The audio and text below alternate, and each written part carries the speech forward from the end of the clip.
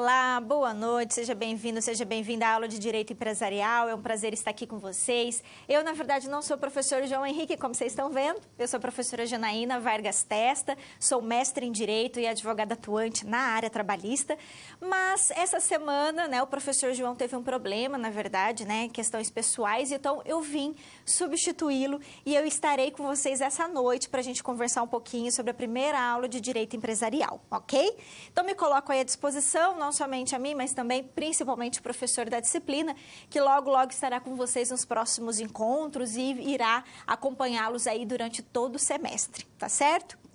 Bom, gente, para começarmos a falarmos do direito empresarial, a gente sabe que essa disciplina, particularmente, ela está no curso, nos cursos que vocês escolheram aí, futuros administradores, contadores, porque é imprescindível a gente conhecer um pouquinho desse campo específico do direito que visa, que tem a proposta essencial de estudar a figura do empresário e a figura das sociedades empresárias. O que eu estou querendo dizer? A figura do empresário individual enquanto pessoa física e também a figura das empresas, como a gente entende no nosso dia a dia como empresa, que são as sociedades, ok?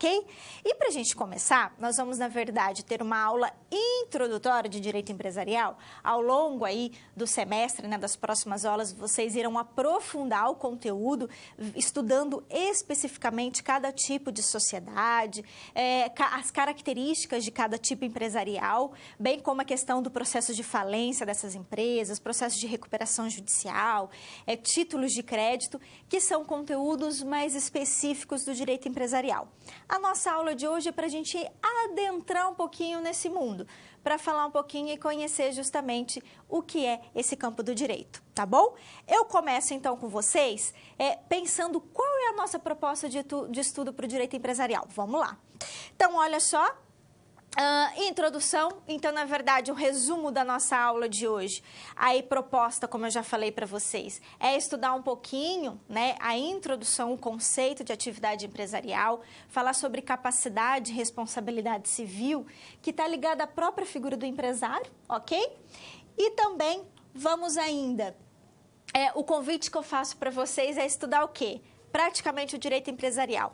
Lembrar, gente, que o direito empresarial, por ele ser um campo específico do direito, ele está voltado essencialmente para o campo do direito privado. E por quê? Porque o campo do direito privado, na verdade, existia... isso está um pouco ultrapassado hoje, mas muitos estudiosos do direito, eles dividiam os ramos do direito em dois grandes campos. De um lado, o direito público, que está ligado às relações do Estado com a sociedade, e o direito privado, que é o campo do direito que vai estudar as relações entre os particulares. Qualquer tipo de relação que a gente cria, por exemplo, qualquer obrigação, se eu contraio um casamento, se eu faço um divórcio, se eu tenho filho, se eu faço o registro de um filho, o poder que eu tenho sobre ele, a questão do poder familiar, se eu, por exemplo, faço um contrato de compra e venda, enfim, tudo isso são relações que a gente cria entre cidadãos, não é? Entre particulares. Isso é interesse particular, então é estudado pelo direito privado. Hoje, a gente não tem separado tanto esses dois grandes campos, porque a gente percebe que muitas vezes, ora nós estamos falando do interesse do Estado, ora nós estamos falando do interesse do particular. Então, por isso que hoje a gente não usa muito mais essa questão, essas duas grandes divisões do direito. Mas, se nós formos utilizar essa nomenclatura, sem dúvida alguma que o direito empresarial ele é um campo do direito privado, porque ele estuda a função do empresário e a sociedade empresária, que é o mundo dos particulares, tá certo? Legal. Então, o nosso convite é estudar o direito empresarial. Então, vamos lá conhecer justamente a nossa proposta com o vídeo, fazer a abertura da nossa aula. Vamos lá. Olá, estamos começando a disciplina de Direito Empresarial. Nessa unidade, iremos conhecer e estudar as relações comerciais e como se articulam entre empresa, empresário e o mercado consumidor. Para compreender o direito empresarial, precisamos entender que, ao falarmos em direito, estamos tratando de um conjunto de normas e regras que buscam reger as relações empresariais. E que o empresário é aquele que exerce profissionalmente atividade econômica organizada para a produção ou circulação de bens e serviços. Os princípios jurídicos em que se baseia o direito comercial são encontrados na livre iniciativa, na liberdade de contratar, na livre concorrência e na função social da empresa. Para compreendermos melhor esse conjunto de normas, vamos assistir a reportagem feita com o advogado Aloysio Filho e também com a microempreendedora individual Camila Cruz. Confira!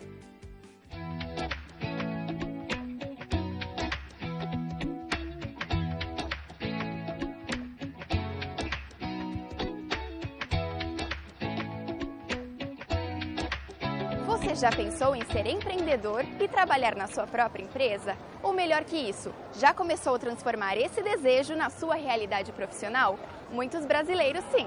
Como é o caso da Camila, uma psicóloga que deixou seu trabalho em uma grande multinacional para se dedicar a um projeto pessoal e viu a possibilidade de crescer profissionalmente, se tornando microempreendedora individual em sua casa. Eu sempre tive aquela vontade de poder trabalhar por conta própria e principalmente porque quando você está dentro de uma empresa, você é obrigado a seguir normas, procedimentos, orçamentos, né? E normalmente a área de RH é uma das áreas mais afetadas diante de uma crise, diante de uma redução de custos. Então eu sempre sentia que eu precisava fazer mais pelos colaboradores das empresas que eu trabalhava, mas que eu não podia e eu tinha, obviamente, que seguir as regras da empresa. E aí, então, eu comecei a trabalhar como orientadora de carreiras e como coach para realmente poder fazer pelas pessoas aquilo que eu acreditava que era importante, para poder realmente me dedicar a esse sonho e aproveitar esse momento que juntava muito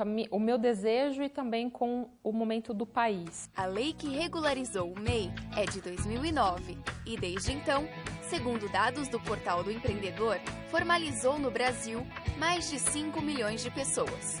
O MEI também passou a ser uma opção aos empresários devido ao cenário ideal quanto à tributação e organização fiscal. O microempreendedor, eu acredito que realmente é a melhor alternativa para quem está começando, para ajudar realmente o profissional e principalmente para legalizar muita gente que às vezes trabalhava sem ter essa legalização mesmo, né? E empreender é isso, você tem que correr atrás todos os dias. Então, assim, ter uma tributação menor já ajuda muito. Mas o microempreendedor individual deve se atentar também aos requisitos legais necessários para o exercício da atividade empresarial, pois ele está sujeito a todas as obrigações trabalhistas. As exigências, ele não pode faturar mais do que 60 mil ao ano e não pode ter participação em uma outra sociedade ou ser titular de uma atividade empresarial. Na questão de benefícios, ela apresenta uma extensa gama de benefícios, que podem ser a facilidade burocrática, ela conseguir o registro no CNPJ para poder abrir conta corrente no nome dessa atividade empresária, poder emitir notas fiscais, além disso, ter benefícios previdenciários, entre outros.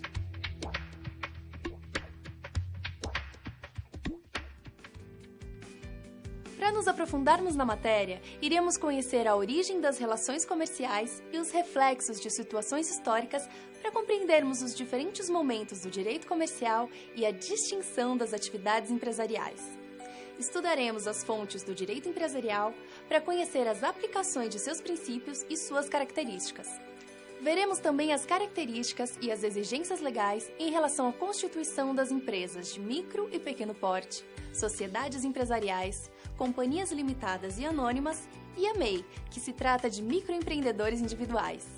E por fim, iremos estudar a conceituação e a aplicação da responsabilidade civil, suas espécies e aplicações e também as questões relacionadas à capacidade civil e sua interação com o direito empresarial. Esses conceitos serão abordados ao longo da unidade e usados na nossa SR. João é o personagem principal da SR dessa unidade. Ele trabalhou na mesma empresa durante 10 anos e recentemente foi desligado de seu cargo. Vislumbrando a oportunidade de se tornar empresário, João decidiu abrir uma loja voltada ao cuidado dos animais de estimação, o Dog and Cats Pet Shop. Para abrir seu próprio negócio, ele precisará colher informações e conhecer a atividade empresarial, a teoria da empresa, os tipos de empresas e sociedades, enquadramentos legais e também a responsabilidade social. Ao longo da unidade, João enfrentará 4 SPs, que você irá solucionar aplicando seus conhecimentos em situações cotidianas. Não deixe de acessar o livro didático, as web-aulas e o material complementar que você encontra no ambiente virtual de aprendizagem. Lá também estão as pré-aulas e as pós-aulas de cada sessão. Bons estudos! Olá! Então, agora vocês já viram todo o conteúdo que a gente vai ter, na verdade, dessa unidade, não somente nessa unidade, mas que tem reflexos nas próximas também. E para a gente começar, a gente precisa só lembrar de alguns itens importantes que você precisa saber para então a gente adentrar no direito empresarial. Vamos lá ver. Olha só, a gente precisa saber um pouquinho que, na verdade, o direito empresarial ele está ligado à ideia de teoria da empresa. A gente vai falar um pouquinho na aula de hoje sobre teoria da empresa. Que não existe, na verdade, uma igualdade entre os conceitos de empresário, empresa e empresário individual. A gente vai ver que a empresa, enquanto atividade, ela não se confunde com a figura do empresário. Vamos falar de alguns princípios importantes que são aplicados ao direito empresarial, por isso que você precisa conhecê-los. Você precisa saber o que é a capacidade civil e também as espécies de responsabilidade.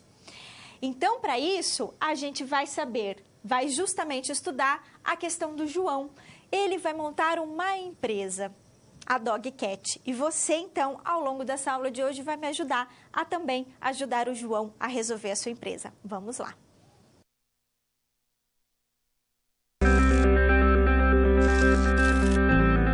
Olá, tudo bem?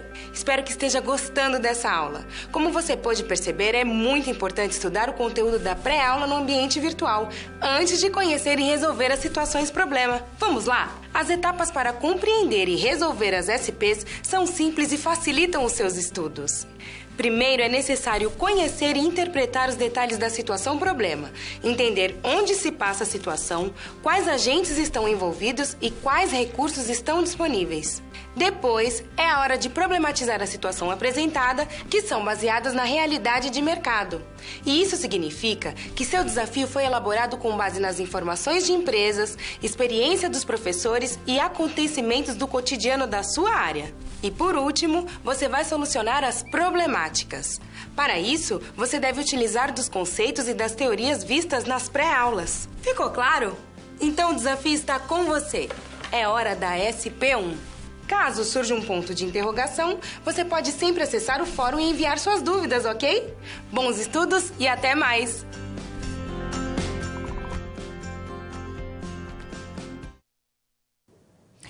Olá! Então, vamos pensar um pouquinho sobre a nossa história do João, que é justamente a nossa situação geradora de aprendizagem de hoje. O João, então, empregado, atuou na condição de empregado durante muito tempo, durante 10 anos, trabalhando com questão de pet shop. Ao ser dispensado, ao invés dele se desesperar, ele resolveu, então, criar o seu próprio negócio. E, para isso, ele tem diversas dúvidas, como, por exemplo, ligado ao nome da empresa, que tipo de atividade, que tipo de enquadramento, qual é o tipo empresarial que o João vai fazer uso. Se ele tem capacidade para isso, se ele pode abrir ou não uma empresa, quais são os requisitos legais que ele deve seguir. Imagine a situação, então, do nosso amigo João. E ao longo da nossa aula de hoje, a gente, então, vai tentar solucionar alguns problemas, dúvidas que irão surgir no dia a dia da vida do João para montar o seu pet shop. E a primeira situação que ele nos apresenta é a seguinte, vamos lá ver. Olha só. Bom, o João, então, ele já escolheu o nome do seu pet shop, chamará-se Dogcat. Ok? Esse é o nome que pode coincidir com o nome empresarial, ou na verdade pode ser aquele nome que ele só se apresenta para o mercado, não é? Todavia, quais são os requisitos que o João deve cumprir para que ele possa se tornar um empresário? E quais são os impedidos legalmente previstos para exercer essa atividade? Porque o João poderia pensar o seguinte, poxa, mas há pessoas que estão impedidas de se tornar empresário. Se nós temos pessoas que estão impedidas de se tornar empresário, será que o João pode se enquadrar numa dessas hipóteses? O que ele precisa saber, então, para iniciar o seu negócio? Então, é isso que eu levo você a refletir agora, para a gente começar, então, a entender o campo do direito empresarial. Vamos lá. E para a gente começar, então, a gente tem que entender a tal da teoria da empresa. Por quê? Na verdade, pessoal, ao longo do tempo, a gente estudava muito direito comercial e não direito empresarial. Por quê? Porque se entendia que as atividades comerciais, como as atividades de vendas, as atividades de comercialização, de trocas, né, comerciais, bem como a emissão de alguns títulos de crédito, como a nota promissória, que é bem antiga. Enfim, esses tipos de atividades eram estudadas pelo direito comercial. Mas foi ao longo, na verdade, do estudo, isso daí já no século XX, é que nós tivemos a ideia da teoria da empresa, que foi desenvolvida, na verdade, por alguns doutrinadores e que o Brasil, então, adotou.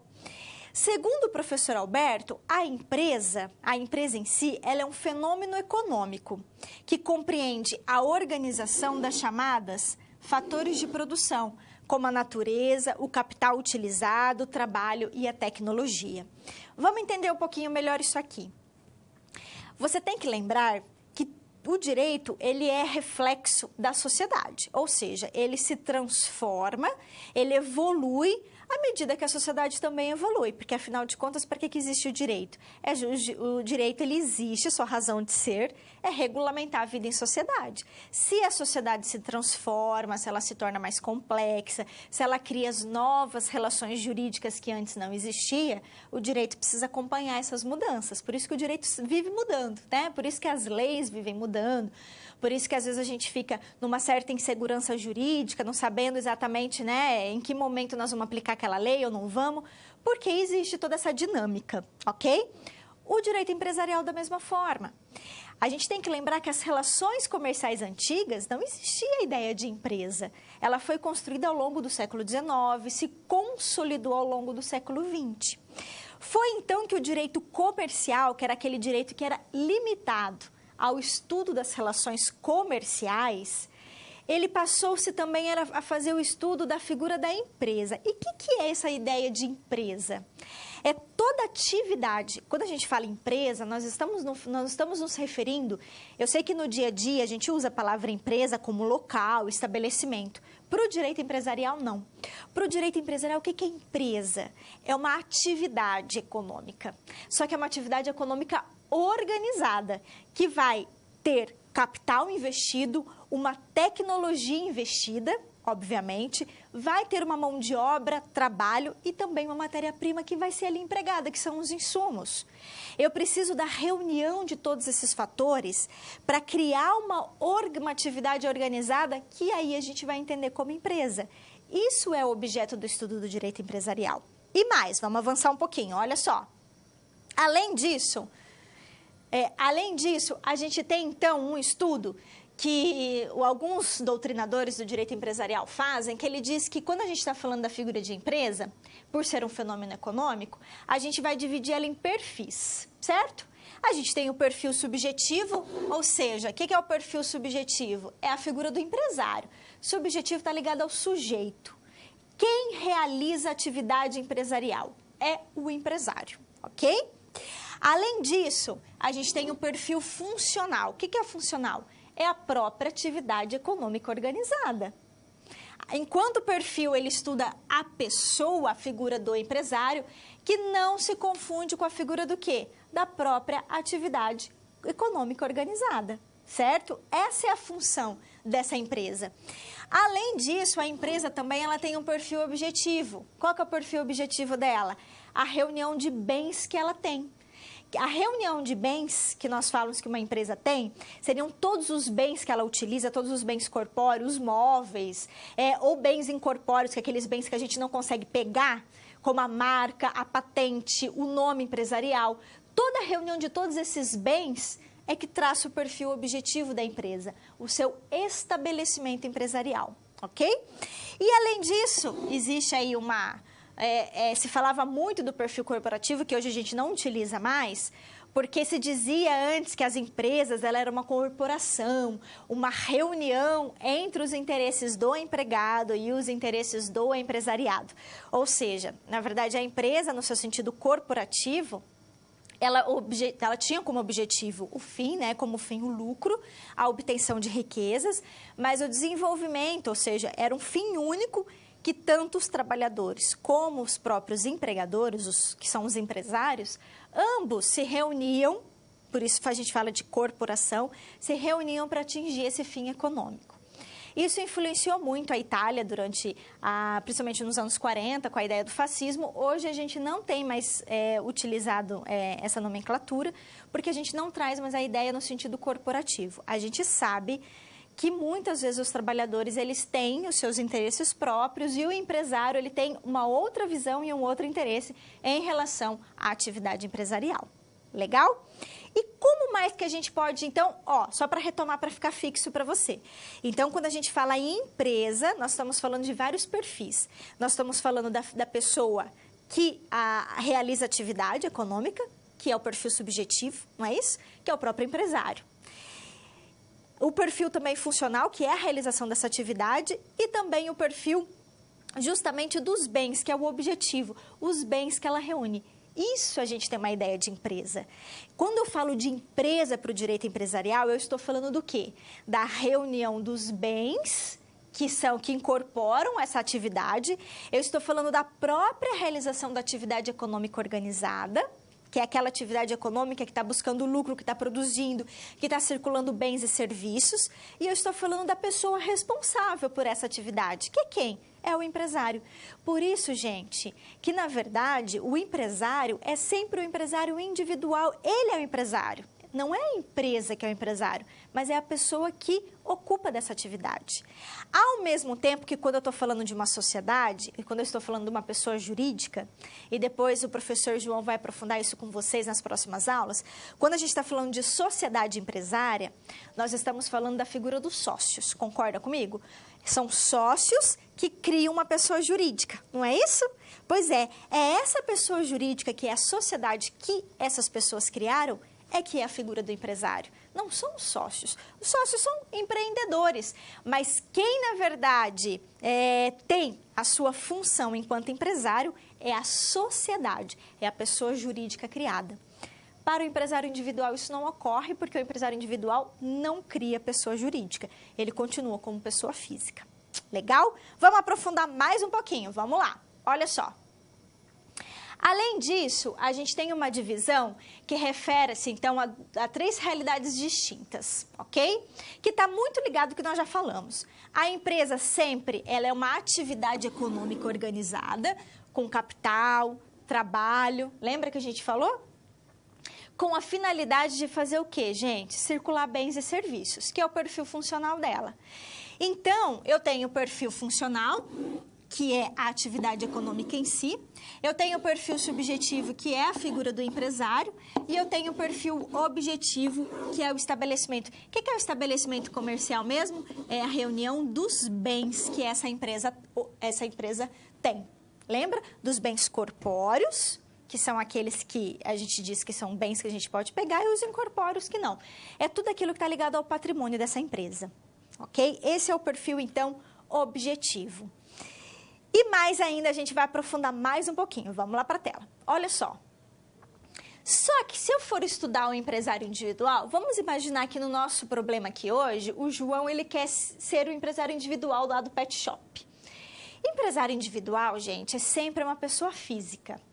Ele nunca será uma pessoa jurídica, diferente da sociedade empresária, certo? A sociedade vai criar uma pessoa jurídica. Aqui não. O empresário individual ele é uma pessoa física e ele vai exercer profissionalmente essa atividade econômica, né? Conforme está a previsão lá no artigo 966. Mas existem algumas pessoas físicas, que estão impedidas de realizar comércio, que estão impedidas de realizar uma atividade econômica, que estão previstas lá no artigo 972 do Código Civil. Existem algumas leis específicas que também prevêem, mas o importante é a gente saber aqui no geral quem são essas pessoas impedidas, tá? Bom, se eu não me enquadro na pessoa impedida, quer dizer o quê? Que se eu tiver em pleno gozo da minha capacidade e eu não for legalmente impedido, eu posso, então, realizar atividade empresarial. Agora, e quem é que está impedido, então, de exercer essa atividade, que regulamentado pelo artigo 972, que tem algumas leis específicas que vão dizer isso? não podem realizar, estão impedidas, não é que essas pessoas não têm capacidade, elas têm, mas por alguma situação elas estão impedidas de exercer atividade. Os falidos, enquanto eles tiverem obrigações para serem cumpridas, não é?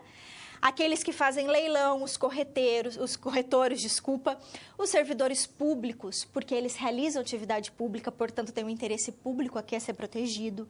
Da mesma forma, deputados e senadores. A mesma forma, alguns estrangeiros de sociedade em sede no Brasil, no caso de atividades de médico. E a gente tem outras também, exemplos que eu poderia trazer para vocês. Os magistrados, que são juízes, também não podem exercer atividade empresarial, não podem ser empresário individual. Os membros do Ministério Público também não podem, os militares também não podem. E por quê? Porque existe um interesse público na atividade dessas pessoas. Por isso que elas estão impedidas. Em algumas situações, elas podem ser sócias, mas nunca podem ser administradores de uma empresa e jamais empresários individuais, ok? Então, para a gente fechar, vamos lá ver, então, resolver a nossa situação, primeira situação, problema. João, então, pode exercer atividade empresária? Sim, porque aparentemente ele tem capacidade civil, a gente vai ver ainda, e ele não tem nenhum tipo de impedimento. Se o João não está presente nesses impedimentos que eu falei para vocês, o João, então, poderia ser empresário individual. Legal? Agora a gente vai para a nossa próxima situação problema para verificar outra situação que o João ainda vai enfrentar. Vamos lá.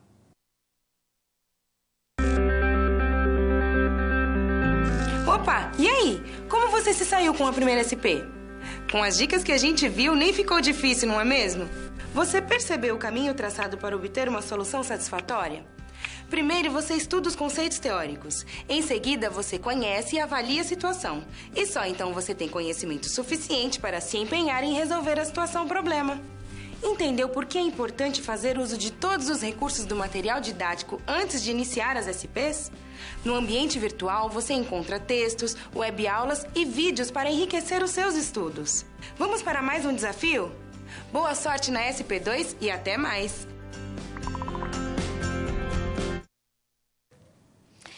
Olha só que bacana, a gente vai iniciar então mais uma situação problema do nosso amigo João.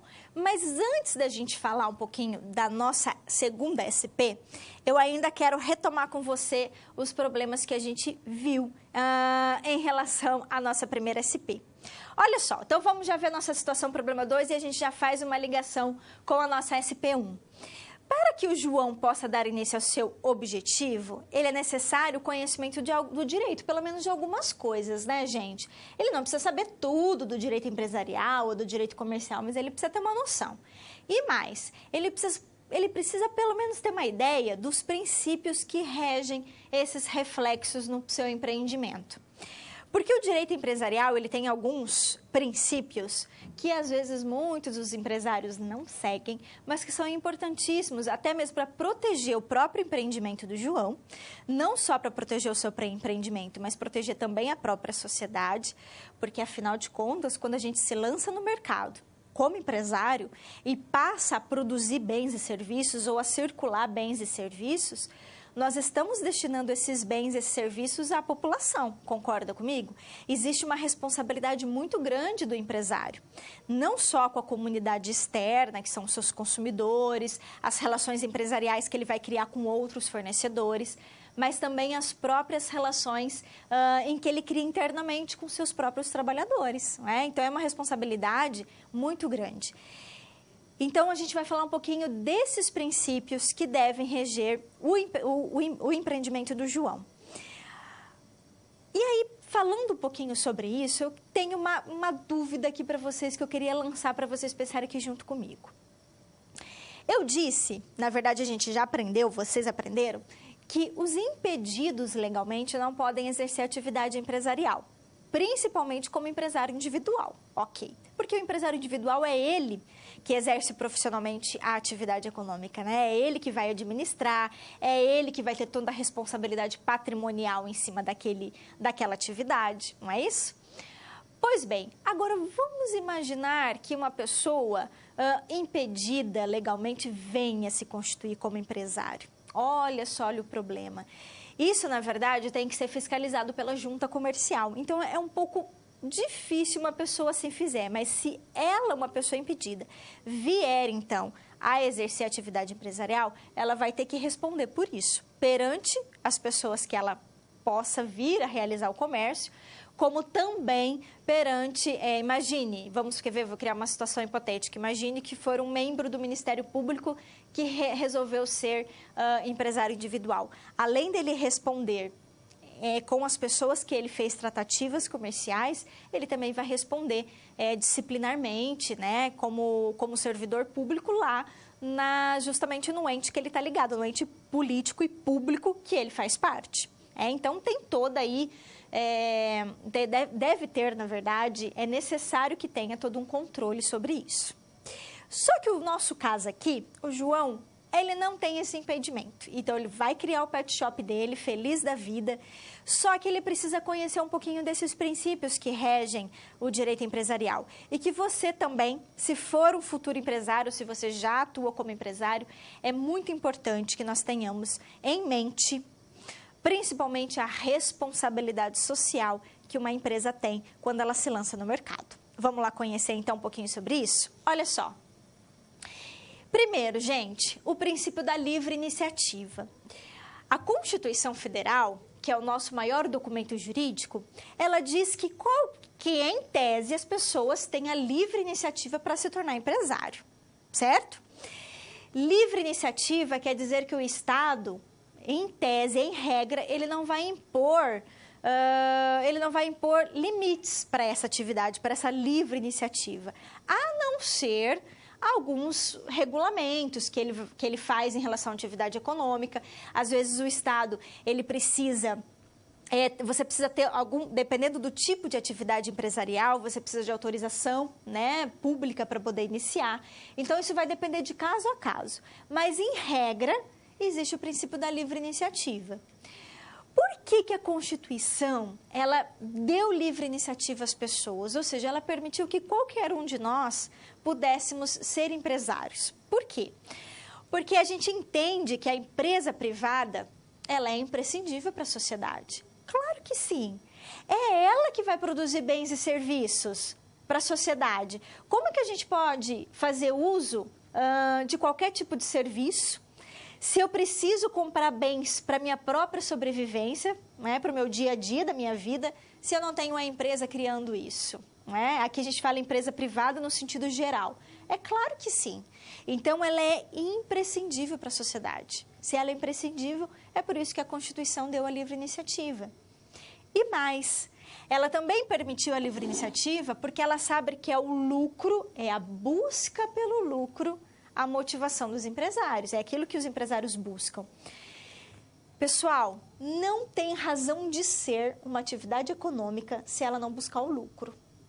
Se eu criei uma associação para fins filantrópicos, se eu criei lá uma atividade sem fins comerciais, para fazer algum tipo de atividade social, ok. Se eu criei uma fundação, perfeito, eu não preciso buscar o lucro. Mas a empresa, a atividade econômica empresarial, ela só existe com razão na busca pelo lucro, tá? Senão não tem razão de ser. Então, para que ela possa se lançar no mercado e criar bens e serviços para a sociedade, para que ela tenha condições de buscar o lucro, é que, claro, há necessidade de proteção jurídica por esse investimento. Vocês acham que algum empresário ia querer se lançar numa aventura dessa se não tivesse uma proteção jurídica? Claro que não. A gente precisa ter um certo tipo de garantia, não é? Porque senão vira um caos, você concorda comigo? E também reconhecer que a empresa, obviamente, que ela gera empregos e ela gera riqueza para a sociedade, sem dúvida alguma. Tá? A gente não pode esquecer que ela também tem esse papel.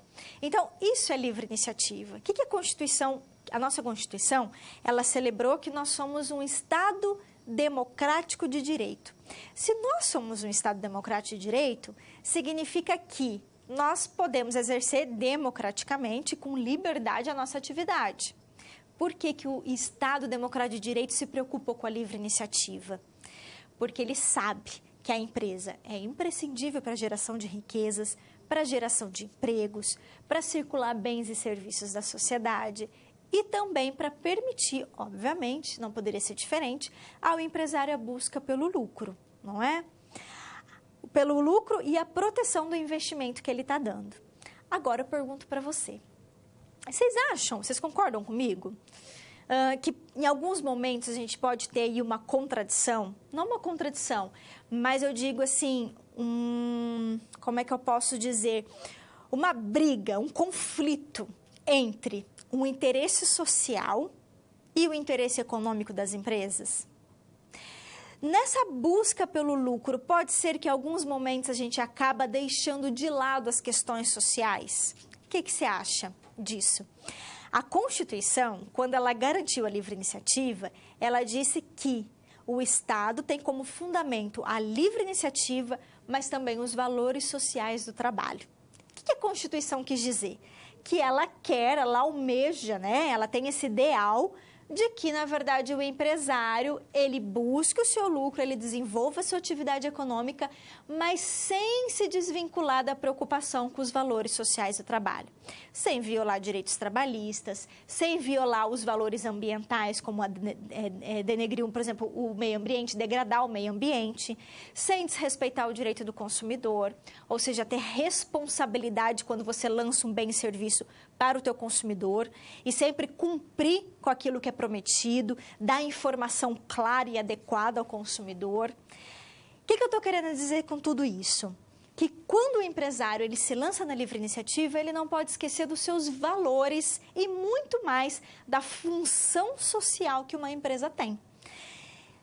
Toda propriedade tem uma função social.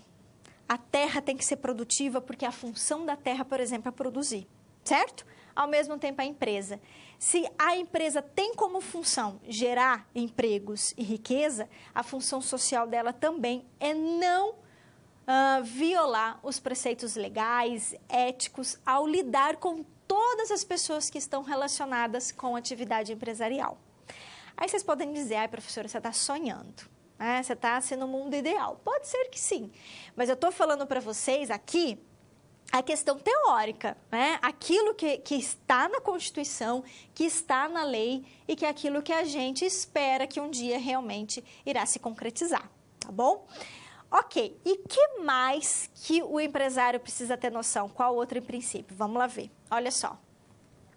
Além disso, ele tem que saber que ele pode, então, ter liberdade de contratar, olha só que bacana, né? Ele tem essa liberdade de contratação. Que ele vai ser regido pelo regime jurídico privado. O que significa isso? Que, em regra, o empresário ele pode criar os seus próprios contratos, ele pode estabelecer as regras do seu contrato, né? Hoje, a gente percebe que, com a reforma trabalhista, isso aqui ganhou mais força ainda, porque até mesmo na contratação do empregado, muitas vezes o empresário ele vai ter condições dele mesmo, dele juntamente com o trabalhador, né, de forma negociada, mas que ele vai poder ter liberdade para negociar as cláusulas do contrato. Quando a gente fala que a empresa ela tem um regime jurídico privado, nós estamos querendo dizer isso, que ela, em regra, né, ela pode negociar, ela tem liberdade para fazer os seus próprios negócios, para criar as cláusulas do seu contrato, para dizer como vai ser essa contratação, para estabelecer o objeto dessa contratação. E, inclusive, hoje a gente até teve aí a mudança grande que nós tivemos na legislação trabalhista vai permitir até mesmo nas relações com os empregados esse estabelecimento do regime jurídico privado, ok? E a Constituição também trouxe a livre concorrência. O que é a livre concorrência? É permitir que todos se lancem no mercado, que de maneira equânime, ou seja, que todos tenham, pelo princípio da isonomia, que é o princípio da igualdade, todos tenham igualdade de oportunidades para se lançar no mercado. A gente sabe que o pequeno empresário, ele às vezes não está no mesmo patamar do grande empresário. É por isso que, em algumas situações, a legislação ela traz alguns benefícios ao pequeno empresário, justamente porque para atender o princípio da dignidade da pessoa humana e permitir que ele também possa exercer a livre concorrência, não é? Certo? E a nossa ordem econômica da Constituição, ela também prevê a questão da livre concorrência. Isso aqui eu já falei para vocês, a ideia da função social da empresa, né? Já comentei da importância dela. E o princípio da preservação, ou seja, em alguns momentos, principalmente quando nós estamos em crise econômica, aí eu estou falando em crise econômica estatal no sentido geral, às vezes a gente tem mudanças legislativas, às vezes nós fazemos algumas coisas para justamente preservar a empresa no mercado. O processo de recuperação judicial de empresas, ele é um grande exemplo. Existe esse processo de recuperação de empresas justamente para manter a empresa no mercado, para buscar a viabilidade dela. Porque, gente, uma empresa que entra em falência ou que fecha as portas tem um impacto negativo muito grande na economia, não é? Além de colocar vários empregados na situação de desempregados, e pessoa desempregada, ela não compra, portanto, a gente não tem circulação de riquezas, não é? Isso é um impacto muito negativo. Então, a gente tem que criar possibilidades para preservar a empresa. E, muitas vezes, o Estado, ele muda a legislação, às vezes, ele regulamenta a economia, em algumas situações, principalmente em crise econômica, para tentar moldar essa situação, né? Para manter e preservar a empresa no mercado, ok? Legal. E aí, resolvendo a nossa última situação problema, a segunda situação problema, então, o nosso amigo João, para montar a empresa dele, ele tem que ter noção dos princípios que aplicam à empresa, conhecer a ordem econômica constitucional e bem como as leis ordinárias ou qualquer outro tipo de leis que regulamentam a atividade do empresário. Ele precisa pelo menos conhecer os aspectos básicos, né? Eu diria que os princípios são mais importantes ainda. É isso, pessoal. Eu volto com vocês daqui a pouco para a nossa situação problema 3. Até lá.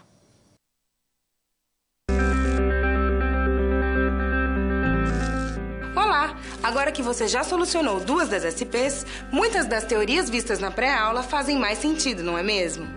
Essa é justamente a função das situações problema, te preparar de forma mais prática para a realidade da vida profissional. Já conhecer algumas das situações que podem surgir no dia a dia faz de você um aluno mais preparado para o mercado de trabalho. Bom, a SP3 já vai começar. Se ficar com dúvida em algo, pode entrar no fórum e enviar sua pergunta, ok? Até mais!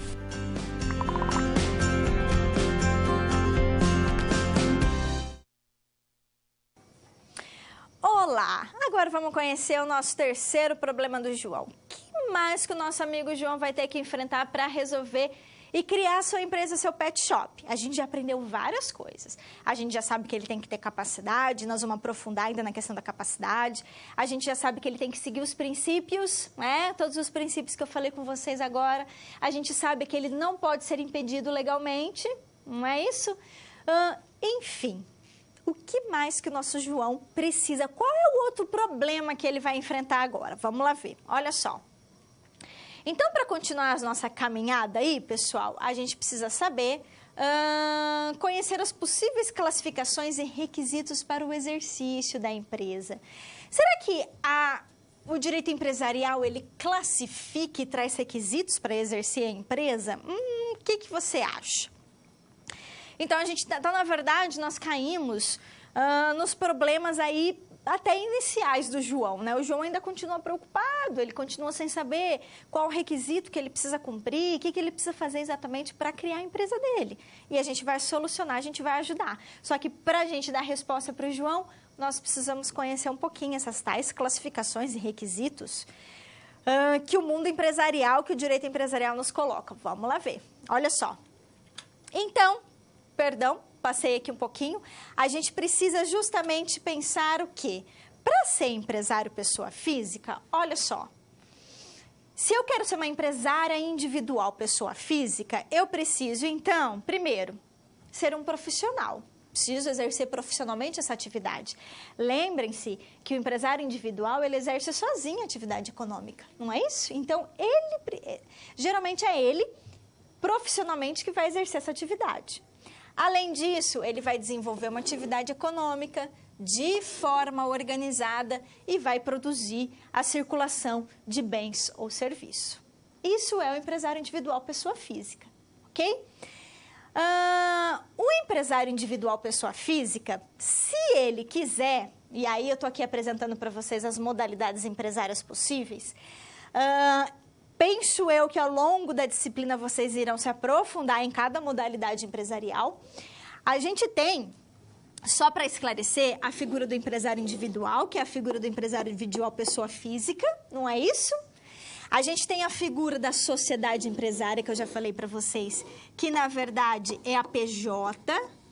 Quando que eu tenho uma PJ? Imagine que eu, Janaína, mais duas amigas. Eu, a Janaína, a Ana e a Beatriz. Janaína, então aqui, ó, a Janaína, a Ana e a Beatriz.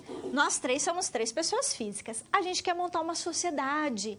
Queremos criar, sei lá, vamos imaginar aí, queremos criar uma indústria de confecção de lingerie. Olha só que bacana. Para a gente fazer isso, o que essas 3 pessoas físicas irão fazer? Criar uma PJ, uma pessoa jurídica. É essa pessoa jurídica que é a sociedade empresária, tá certo? Que é o que se enquadra aqui. E também uma sociedade simples, que também é uma sociedade, por exemplo, uma sociedade de arquitetos pode se constituir como sociedade simples. E aí existe uma diferença entre a sociedade simples e a empresária que vocês ainda vão aprender ao longo das aulas. E a Eireli, que também é uma empresa que só de uma pessoa, porque a Eireli, ela é chamada de empresa individual de responsabilidade limitada. Só que a Eireli, gente, olha que curiosidade, ela é de uma pessoa só. É como se fosse uma pessoa física, mas ela cria uma pessoa jurídica. Como assim? Opa! Tivemos um probleminha aqui no quadro. Como assim, professora, ela cria uma pessoa jurídica, uma pessoa física cria uma pessoa jurídica? Pois é. A empresa individual de responsabilidade limitada, ela permite isso. Mas depois vocês irão aprofundar ainda, estudar com mais afinco a questão da Eireli, tá bom? Que agora foge um pouquinho do nosso tema aqui. Ok. Se eu escolhi ser um empresário individual, uma sociedade simples ou uma Eireli, eu ainda, se eu quiser, porque eu não tenho essa obrigação legal, eu posso me constituir, me enquadrar como microempresa, como empresa de pequeno porte, vamos chamar de microempresa ME, ou uma EPP, ou um pequeno empresário, que seria hoje a figura do MEI, certo? O microempreendedor individual. Só que para eu ser MEI, eu só posso ser pessoa física. Então, é só o empresário individual que pode ser pequeno empresário. Agora, o empresário individual, olha só que bacana, ele pode ser uma ME, uma EPP ou ele pode ser um pequeno empresário. Já a sociedade empresária, que é uma pessoa jurídica, ela só pode ser uma dessas duas, entendeu? Gente, por que na verdade existe essa classificação? Primeiro, nós temos os tipos empresariais. Quais são os tipos empresariais? Empresário individual, pessoa física, sociedade empresária, sociedade simples, que na verdade está mais ligada à atividade econômica civil, e temos a Eireli, ok? Esses tipos empresariais podem se enquadrar como EPP, ME e, no caso do empresário individual, também o pequeno empresário. Por que se enquadrar, professora? Porque existe uma legislação tributária que favorece essas pessoas. E sabe por quê? Essas pessoas quem? Microempresa, empresa de pequeno porte e o pequeno empresário. Por que favorece? Foi exatamente o que eu disse para vocês agora há pouco. Como que o mercado ele pode permitir que a grande empresa ela tenha condições, na verdade a grande empresa ela tem condições, né? Mas que o pequeno empresário tenha condições de concorrer com o grande? Você concorda que ele precisa ter algum tipo de, não vamos dizer assim, favorecimento, mas no sentido de algum benefício fiscal, algum benefício de crédito, porque senão ele não consegue concorrer. Ele nunca vai estar no mesmo patamar, mas se ele não tiver nenhum tipo de benefício, ele não consegue nem se manter no mercado, certo? É por isso, então, que esses tipos empresariais, eles se enquadram nessas modalidades, como eu falei para vocês, ME, EPP e o pequeno empresário. Por quê? Porque existe uma legislação tributária, principalmente, existem também créditos, né? Existe toda uma política de crédito também para essas empresas, mas a grande vantagem é a questão tributária, tá? Porque existe um recolhimento menor, eu vou falar disso ainda, mas só para vocês entenderem essa questão dos tipos empresariais, tá bom? Legal, vamos avançar mais um pouquinho, olha só.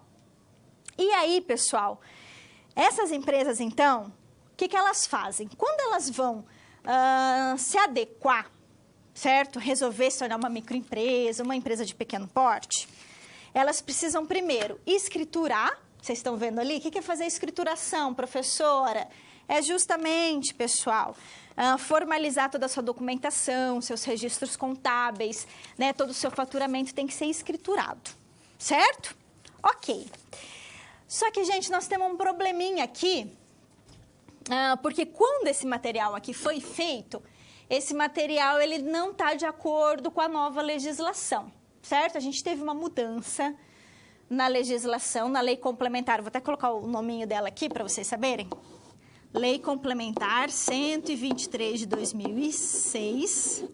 A gente teve uma mudança nessa lei. E essa lei, então, ela diz o seguinte, olha, se eu quiser me enquadrar como microempresa, empresa de pequeno porte ou ser um microempreendedor individual, se eu quiser, eu preciso ter um faturamento. E eu tenho que respeitar esse faturamento, porque senão eu não posso me enquadrar. Entendeu? Eu não posso me enquadrar. Então, hoje, gente, eu tô falando hoje por quê? Porque isso aqui muda muito, tá? Isso aqui muda, tem uma certa insegurança jurídica mesmo, porque a legislação, ela tende, ora, a se atualizar, ora não, ora a recuar, depende muito da questão do mercado, certo? Então, isso aqui é um pouco complicado mesmo, tá? Eu vou, então, atualizar para vocês os valores que agora estão em vigor na lei, certo? Mas isso não quer dizer que amanhã ou depois isso não mude, infelizmente. Mas a gente vai tentar atualizar aqui da maneira como que está na lei complementar hoje, tudo bem? Ok. Então, hoje, se eu fosse me tornar um pequeno empresário ou um MEI, vamos colocar aqui, que é o microempreendedor individual. Hoje, se eu tivesse que me adequar ao MEI, eu teria que ter um faturamento anual não de 60 mil, mas de 81 mil. Isso é o que está na lei hoje, tá bom? Se eu fosse me tornar uma empresa de pequeno porte, na verdade, o meu faturamento teria que ser de 4 milhões e 800. Esse é o valor que nós temos hoje da empresa de pequeno porte, certo? Então, meu faturamento anual, ele não pode ultrapassar 4 milhões e 800 mil se eu quiser enquadrar a minha empresa como uma empresa de pequeno porte, ou seja, uma EPP. Tudo bem? Ok. Agora, a microempresa, a gente tem um problema aqui. Por quê? Porque existe uma certa insegurança jurídica em relação à microempresa, porque nós tivemos aí todo um estudo para mudar o valor da microempresa. Existem alguns juristas e contadores que estão analisando a tabela do Simples Nacional, que é o tributo que eu vou falar daqui a pouco para vocês, dizendo que houve alteração também na microempresa, certo? Que houve uma alteração. Mas, porém, todavia, a lei complementar, ela se manteve inalterada por enquanto. Isso agora, nesse momento, pode ser que amanhã ou depois isso mude. Mas, para a gente ter segurança jurídica e se pautar no que está só na lei, nós vamos manter que o faturamento da microempresa, até o momento, é de até 360 mil, de acordo com a lei complementar. Tudo bem? Então, se eu quiser me enquadrar com uma ME, nesse momento eu teria que ter um faturamento até 360 mil, certo? Pessoal, primeiro, esses valores, na verdade, estão sendo aqui atualizados para vocês, porque no livro também o valor está desatualizado. Então, o que na verdade nós vamos fazer? A gente vai encaminhar para vocês, o professor da disciplina vai encaminhar uma atualização desses valores, vai postar isso no fórum e dizer que até o momento a gente tem isso, tá certo? Mas isso é uma certa insegurança, de uma certa forma sim. Por quê? Porque, na verdade, a nossa lei, principalmente nesse momento que nós estamos vivendo no Brasil hoje, o que acontece? Existem estudos que são feitos por juristas, contadores, para tentar, principalmente tributaristas, para tentar adequar essas situações para dar uma alavancada nas empresas, sabe? Essa é a ideia. Só que, às vezes, esses estudos acabam não já sendo direcionados para a legislação. Então, a legislação, às vezes, ela recua em algum momento, depois ela pode mudar. Então, isso, infelizmente, acontece, principalmente no direito, que as coisas mudam muito. Só para dar um exemplo, quando a gente estava, por exemplo, ensinando a reforma trabalhista, antes da lei entrar em vigor, a gente já estava falando como que ia ser com a nova lei. A lei entrou em vigor, já veio uma medida provisória e mudou a lei. Então, vocês imaginem como que a gente para explicar isso para os alunos, né? Porque você cria uma situação que vai mudar e depois ela muda de uma outra forma.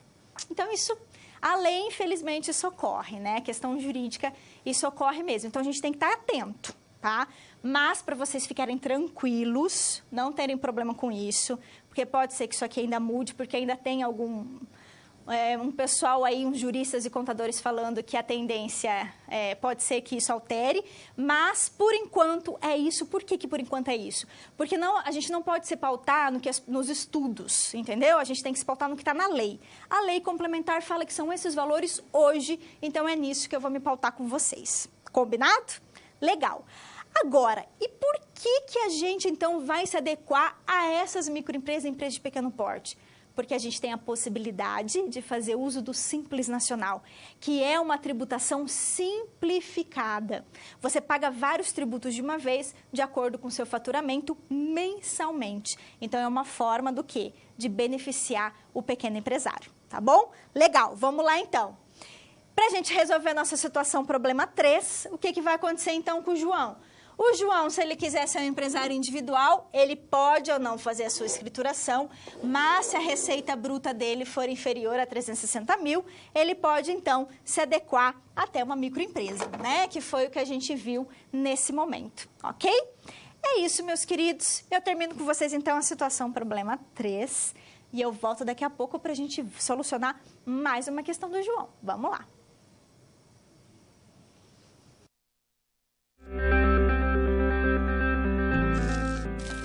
O trabalho de um bom profissional é a soma de conhecimento e experiência. O conhecimento você obtém estudando a pré-aula, tirando dúvidas no fórum, acessando as web-aulas, ou seja, fazendo bom uso dos materiais oferecidos aqui no ambiente virtual. Já para ter experiência antes mesmo de ir para o mercado de trabalho, você precisa se empenhar na resolução das SPs. Lembre-se, quanto mais você se dedicar analisando com atenção, fazendo anotações na hora de levantar hipóteses, procurando diferentes soluções até obter a melhor, mais preparado você estará para desempenhar sua profissão.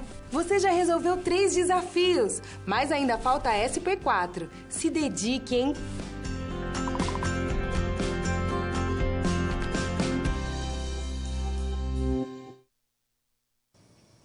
Olá, então a gente chegou na nossa SP4. Para a gente dar início à nossa SP4, antes de ler, eu vi que teve, acho que teve alguns tutores que mandaram a questão sobre a questão da microempresa, porque na aula, né, numa outra aula, eu havia falado que era 900 mil. De fato, gente, por quê? Porque essa informação foi me dada por uma pessoa. Então, foi passada essa informação de que, de acordo com a tabela do Simples Nacional, você poderia fazer uma leitura, um estudo de que chegaria a 900 mil. Só que a gente não tem certeza disso. Por quê? Porque a lei complementar não mudou. Acho que eu havia comentado com vocês que a lei complementar não havia mudado ainda. Então, em decorrência disso, como eu expliquei, dessa insegurança jurídica, porque a lei muda, e aí há palpite sobre o propósito de interpretar a lei, só que isso a gente não pode se pautar nesse momento. Então, por isso que eu estou dizendo que a microempresa, ela se mantém como 360 mil de acordo com o artigo 3º da Lei Complementar 123. Por isso que eu vou manter de acordo com a lei. Não vamos nos pautar de acordo com o que o pessoal aí está querendo interpretar a questão da tabela. Vocês estão entendendo? A gente vai se pautar numa coisa concreta. Qual é o dado concreto? Então, vamos esquecer essa informação que também foi repassada para mim, vamos esquecer e vamos nos pautar no que está na lei. A lei fala que é 360 mil. Microempreendedor individual, 81 mil. E a empresa de pequeno porte, 4 milhões e 800. Pode ser que isso amanhã ou depois mude, tá? Principalmente em relação à microempresa. Mas a gente não pode ficar aqui no que, o que vai acontecer. Não, a gente tem que trabalhar na questão concreta. Qual é a questão concreta? É essa. E, infelizmente, gente, é o que eu falei para vocês. É a questão da insegurança jurídica, tá? Há palpites, as pessoas falam que isso vai mudar, enfim. Mas isso não interessa para a gente agora. Que é o exemplo que eu dei da reforma trabalhista. A gente estava com uma lei, se programando para uma lei, e assim que ela entrou em vigor, ela já foi editada para uma medida provisória. Ou seja, a gente teve novas mudanças. E isso ocorre, isso vai ocorrer, principalmente nesse momento que a gente está vivendo do nosso país, tá? Então, por isso que é uma incerteza mesmo. Mas eu ainda resolvi me pautar só no que está na lei. Então, eu vou me pautar no que está na lei, que é uma coisa concreta, que eu, como advogada, acredito no que está ainda na lei. Na lei, a gente vai, na lei 123, está dizendo o quê? Exatamente esses valores que eu falei para vocês, então são esses que a gente vai fixar. Mas, para não gerar dúvidas, para vocês não ficarem apreensivos, eu vou pedir para o professor da disciplina de vocês para que isso seja novamente direcionado aos alunos, de acordo com a atualização que nós temos hoje, tá? Até porque, para não ter problemas em relação ao livro, que também está desatualizado, enfim. Tudo bem, gente? É isso, tá certo? Legal. Agora, olha só o outro problema que o João vai enfrentar. Vamos lá na tela para a gente ver. O João, então, para ele cumprir esses requisitos legais, para ele se tornar empresário, ele precisa ser uma pessoa capaz, certo? Capaz de exercer os seus direitos em plena, ou seja, a sua plena capacidade civil. Não tem impedimento legal, não ter, conhecer a importância da função social da empresa, ok? Para que ele possa se enquadrar como uma microempresa ou até como um MEI. Ou seja, se ele quiser se tornar uma microempresa, ou seja, o empresário individual microempresa ou um empresário individual MEI. Mas aí eu pergunto para vocês, o que é esse negócio de capacidade civil, gente? O que é essa situação de capacidade civil? Capacidade civil é a ideia que eu tenho capacidade para exercer os meus atos. Quer ver? Eu vou dar um exemplo. Vocês acham que uma criança de 5 anos de idade, ela tem capacidade sozinha para adquirir um bem imóvel? Não. Por quê? Porque ela não tem discernimento, capacidade plena. Por que ela não tem a capacidade plena para celebrar um contrato de compra e venda? Porque ela é considerada incapaz nos termos da lei. Vou dar um outro exemplo. Imagine uma pessoa que tem algum tipo de deficiência psicológica ou deficiência mental que a impede de discernir sobre o que é certo ou sobre o que é errado. Essa pessoa tem capacidade legal para exercer todos os seus deveres e os seus direitos? Ela tem a plena capacidade civil? Não tem. Foi pensando nisso que a lei criou as hipóteses em que a pessoa tem a capacidade total e aquelas em que ela não tem essa capacidade total. O fato é que, em regra, para a gente ser empresário, principalmente a figura do empresário individual, porque é ele que vai exercer profissionalmente a sua atividade, para que ele tenha essa capacidade, ele tenha que ter o quê, pessoal? Ele tenha que ter totalmente capacidade plena, salvo raras exceções. A regra é que ele tenha capacidade plena. Então, vamos aprofundar um pouquinho esse conteúdo? Vamos lá. Olha só. Então, a capacidade civil, ela se consiste nessa capacidade plena que a pessoa tem para ela reger toda a sua vida, para ela contrair bens, realizar os atos da vida civil, para, por exemplo, para ela comprar, para ela contrair obrigações, para ela vender coisas, ou seja, celebrar contratos, para ela se casar, para ela se divorciar, para ela receber uma herança, enfim, tudo, né? Para tudo, ela precisa de capacidade civil, para que tenha validade os atos dela. E quando eu tenho capacidade de direito, quem é que tem capacidade de direito, pessoal? Todo mundo, todo ser humano tem. Todo mundo que nasce com vida tem personalidade, portanto, tem capacidade de direito. Exemplo, a criancinha de 5 anos que eu falei, ela pode comprar um imóvel sozinha, fazer uma escritura de compra e venda? Não. Por quê?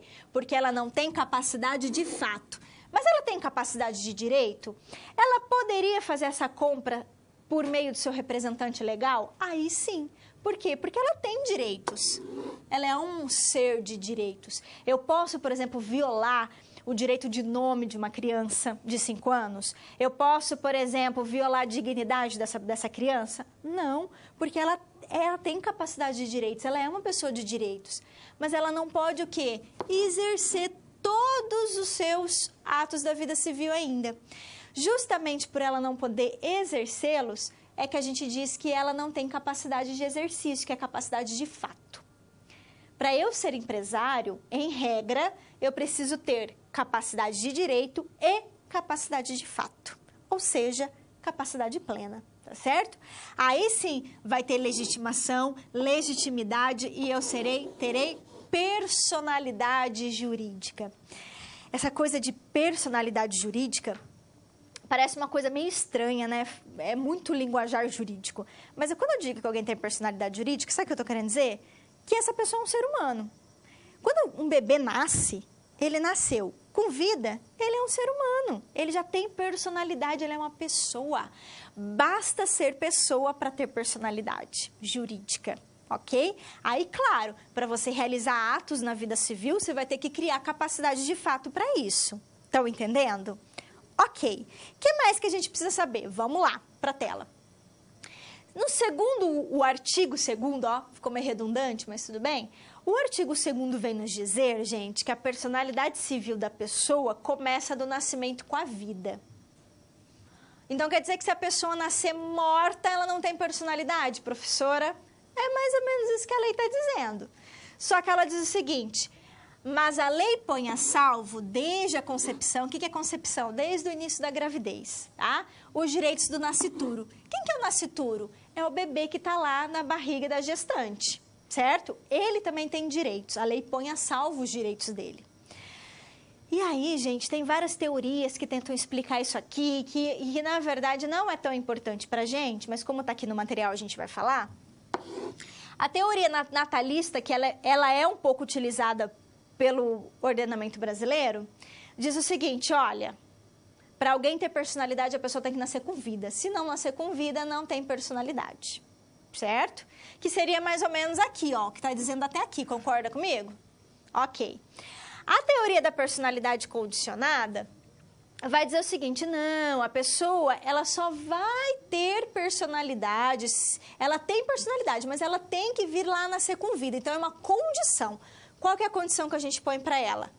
A questão da vida, tá? Ela nascer com vida, por isso que é personalidade condicionada. E a gente tem a teoria concepcionista, que vai dizer, não, basta a pessoa, basta estar grávida, ou seja, basta a concepção, que aquele feto, como se fosse o feto, né? Ele já tem personalidade. Essa é a teoria concepcionista, porque ela acredita na concepção. Gente, independentemente dessas teorias, o que vocês precisam saber, que é o mais importante, tá? Vocês precisam ter uma ideia do seguinte: quando a gestante, ela tem o nascituro, o bebê, o feto que está dentro dela, ele já tem, embora ele não tenha personalidade, porque ele ainda não nasceu, ok? Ele tem alguns direitos, como, por exemplo, os direitos de personalidade. Eu não posso violar o nome dessa pessoa, ainda que ela não tenha nascido. Eu não posso, principalmente os direitos de personalidade, que é o direito à honra, direito ao nome, direito à vida, à intimidade. Essas situações não podem ser violadas, certo? É mais ou menos assim, imagine uma gestante em que alguém ofende a gestante e ofende o bebê que ela está carregando. Esse bebê que ela está carregando também tem direitos de personalidade, eu não posso ofendê-lo, né? Inclusive, judicialmente, ela pode buscar reparação por dano moral por ter ofendido a ela e o bebê que nem nasceu. Não nasceu ainda por quê? Ele é um nascituro, ele pode vir a nascer. Ah, professor, mas se ele nasceu morto, não importa, ele tem direitos de personalidade.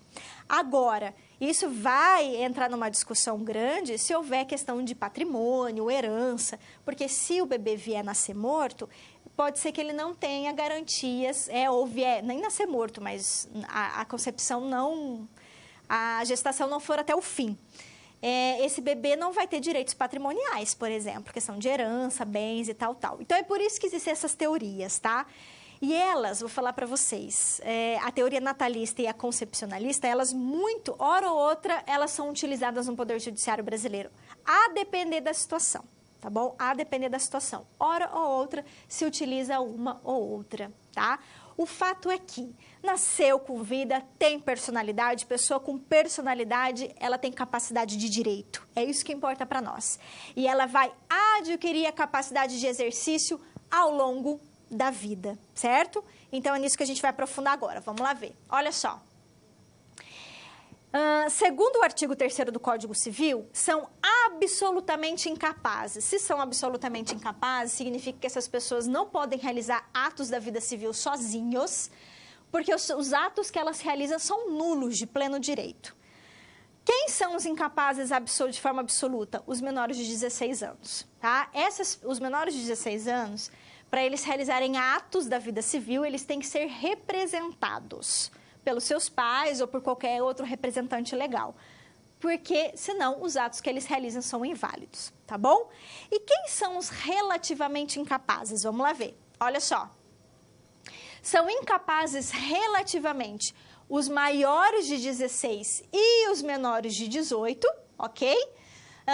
Ou seja, podem realizar alguns atos ou não. Os ébrios habituais, que são os que bebem muito, né, que tem problema com alcoolismo, os viciados em tóxico, aqueles que por alguma causa não conseguem exprimir a sua vontade, uma pessoa que esteja em coma ou que está sofrendo algum tipo de doença, e os pródigos, que são aqueles que gastam demais o dinheiro sem noção, tá? Bom, gente, essas pessoas, elas em tese são incapazes relativamente, então elas precisam ser assistidas por alguém, tá certo? Para poder realizar algum ato da vida civil, ok? E para a gente finalizar, resolvendo então nossa situação, problema, vamos lá ver? O João, então, se ele quiser ser empresário, ele precisa ter capacidade civil plena para realizar os atos da vida civil, certo? Em tese, gente, somente os capazes de forma plena podem exercer atividade de empresário individual, com exceção, por exemplo, dos menores que já são emancipados, os emancipados legalmente, mas que na prática é um pouco difícil de ocorrer, tá bom? Eu volto com vocês, então, até daqui a pouco.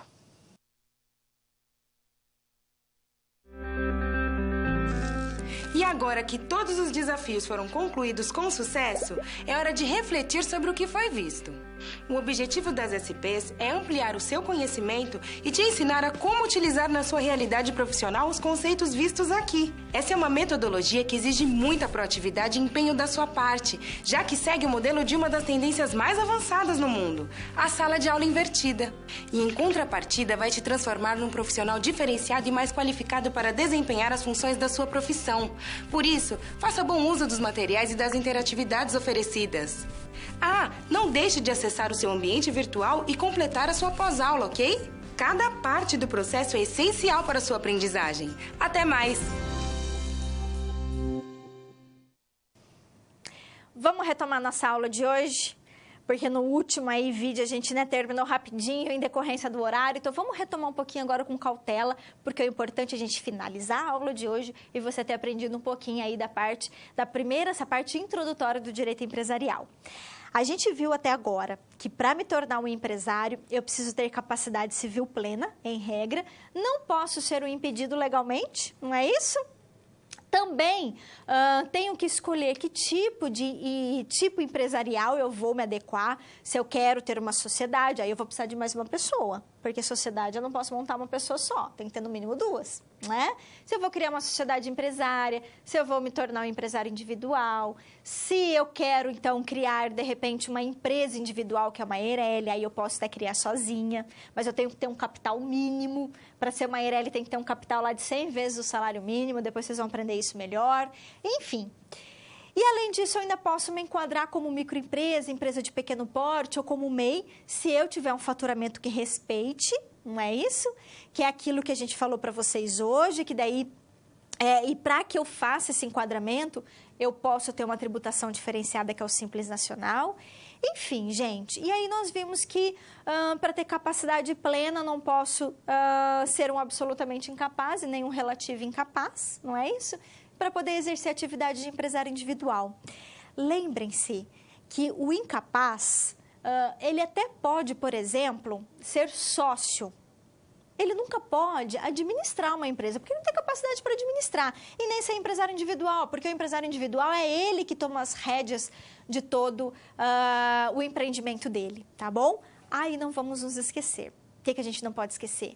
Dos princípios que regem o empreendimento, que são essenciais para a mentalidade do empresário, ok? Para a gente finalizar nosso encontro de hoje, eu vou provocar mais uma situação para vocês, responder alguma dúvida, se a gente conseguir, de acordo aqui com o nosso horário, e então encerrar nossa aula. Vamos lá? Olha só. João ainda não realizou o registro da empresa dele na junta. E aí, gente? Isso é possível? Ele já iniciou as atividades com o seu pet shop. O registro na junta é ou não requisito para caracterizar a figura do empresário? Olha só, primeira questão. Vamos supor que eu, Janaína, resolva criar lá sozinha, virar uma empresária individual de lingerie, né? Que é o exemplo que eu dei da sociedade lá hoje. Vamos supor que eu queira sozinha me tornar uma empresária individual e montar esse negócio. Só que eu não faço meu registro. E eu começo lá a produzir na minha casa e começo a vender e começo a comercializar. Eu posso fazer isso? Legalmente, não é correto. Eu vou, inclusive, sofrer algumas sanções por isso. Mas, gente, o registro na junta não caracteriza a figura do empresário, porque eu sou empresária. Ainda que eu não esteja oficializada, formalizada, eu estou realizando atividades empresariais e mais, eu me responsabilizo pelos atos que eu estou criando. Por todas as relações que eu estou criando como empresária, eu terei que responder por elas, certo? Civilmente. Então, o que eu estou querendo dizer para vocês? Não é com o registro na junta que cria a figura do empresário. Não. O que cria a figura do empresário é a realização da atividade, certo? No mundo fático, no mundo real. O registro na junta é a formalização disso, certo? É a formalização desse ato. Aí eu pergunto para vocês, e se eu não fizer o registro na junta, o que acontece? Vamos lá ver. Olha só. O registro na junta, então, do empresário. Então, gente, é a obrigação legal imposta a qualquer empresário. Então, tem essa obrigação, ok? Ele tem que se inscrever na junta comercial. Só a sociedade simples que não registra na junta. A sociedade simples, depois vocês vão estudar melhor, ela faz o registro no cartório, tá? Mas, enfim, se eu sou empresária, se eu sou uma sociedade empresária, eu tenho que ir lá fazer meu registro na junta comercial para começar a minha atividade. Se eu não fizer isso, eu já comecei de forma irregular. Tudo bem? Ok. Quais são as consequências que eu sofro de ser uma empresária irregular? Eu não posso requerer minha recuperação judicial. Eu não posso pedir falência de um terceiro. Como assim, professor, pedir falência de terceiro? Vamos supor que o empresário esteja devendo para você e não te paga. Aí, de acordo com o preenchimento dos requisitos, né, que a lei de falência impõe, você pede a falência dele. Você pode fazer isso, porque quando você pede a falência de um outro empresário, obrigatoriamente ele vai ter que cumprir algumas obrigações, entendeu? Só que se você não tem registro, você não pode pedir falência de ninguém, tá? E se for uma EIRELI, uma empresa individual, o titular, na verdade a gente nem pode chamar de sócio, mas um titular, né, dessa empresa, ele vai ter responsabilidade ilimitada, porque olha só o nome da lei, do tipo empresarial. É empresa individual de responsabilidade limitada. Então, ele tem responsabilidade limitada. Só que se o bonito, o proprietário dele, não fizer o registro, o que acontece? Responsabilidade sem limite. Todo o patrimônio dele vai ser utilizado para pagar as dívidas da empresa, tá? É isso que ocorre. E, além disso, ele não pode participar de licitações públicas por questões bem óbvias. Não sei se vocês já participaram de algum processo licitatório, mas se vocês forem participar de licitação, para fazer aquele procedimento que a gente chama de habilitação, que é uma das fases introdutórias do processo da questão da licitação, é uma das primeiras fases. A não ser na questão do pregão. Mas isso também não importa para a gente, senão já... Ai, professora, quanta coisa não vou conseguir pegar. O que é importante? Fazer licitação, a documentação da empresa tem que estar em dia. Se você não fez o registro, vai apresentar que tipo de documentação? Não tem como participar de licitações. Essa é a questão, tá certo? Legal, gente? Então, esse é o grande problema. E eu lanço agora para vocês o diálogo com o professor, tá? Vou ver se eu respondo alguma dúvida e a gente volta, então, com o nosso vídeo de encerramento. Um minutinho, eu já falo com você.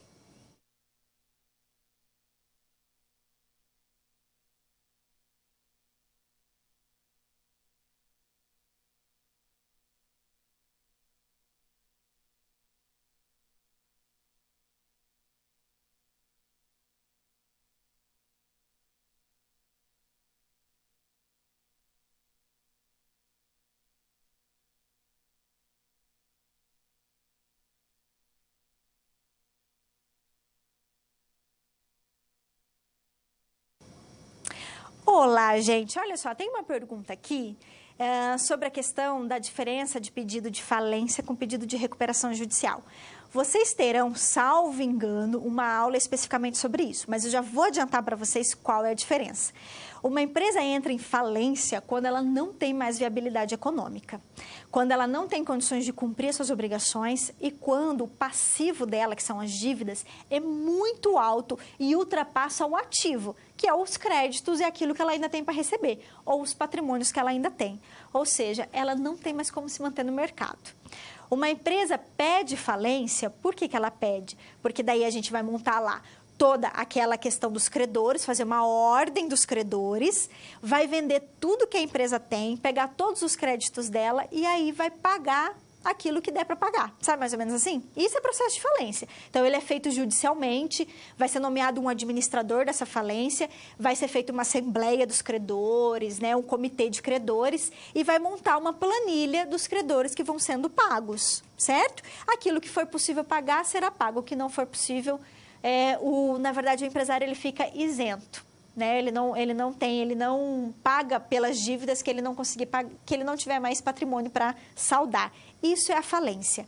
O processo de recuperação judicial, não. A empresa tem viabilidade. Ela não está pedindo a falência, ela só quer um tempinho para ela se recuperar. Então, o que ela faz? Ela monta um plano de recuperação, aí ela coloca lá, parcela dívidas, aí ela coloca que tal credor ela vai pagar não sei quando, ela faz um plano, ela monta um plano, e ela cria várias medidas para poder honrar esse plano. Depois que ela conseguir honrar esse plano, ela volta, na verdade, ela continua no mercado, mas depois que ela conseguir cumprir esse plano de recuperação, ela está ilesa, é mais ou menos assim. Então, ela tem viabilidade, ela vai tentar se manter no mercado, só que ela vai precisar de uma ajuda judicial para tentar parcelar dívidas. É mais ou menos assim que funciona, tá bom? Mas existe todo um processo, requisitos que vocês vão aprender lá na aula, que eu não sei qual é ainda, mas eu tenho certeza que o livro aborda essa questão.